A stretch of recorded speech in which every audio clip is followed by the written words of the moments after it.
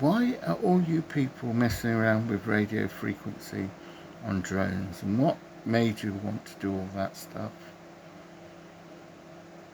Has anybody ever thought that maybe all of that terrorist attack that happened on the Twin Towers all those years ago was only somebody messing around with stock market prices, and radio frequency was interrupted through a huge influx of mobile radio transmissions?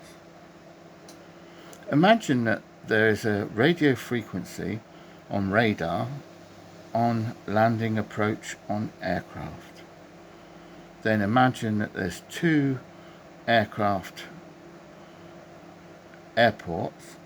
in two separate locations, one in Washington and the other one in New York. Then imagine that somebody started a racist attack upon capitalism. And then imagine that everybody started using their radio RF frequency through mobile telephone technology. Never seen in such a commercial level of output.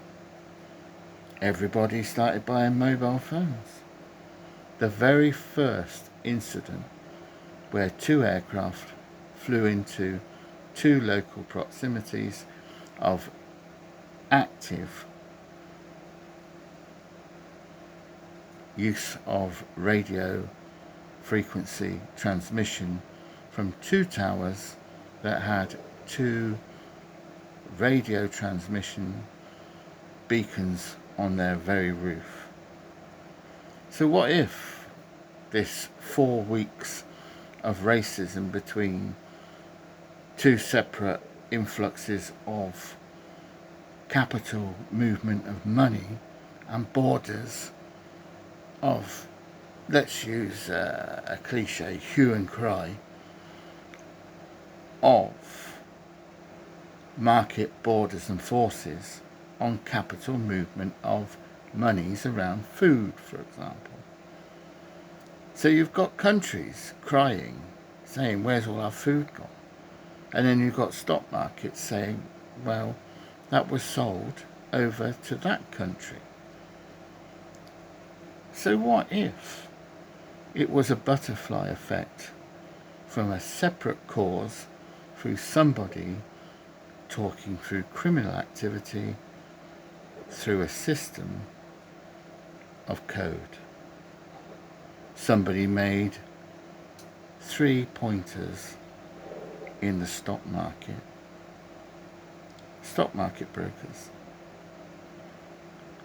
had to pick up the telephone and communicate to all the other countries that there was going to be a stock market crash if they didn't move their money on certain stocks.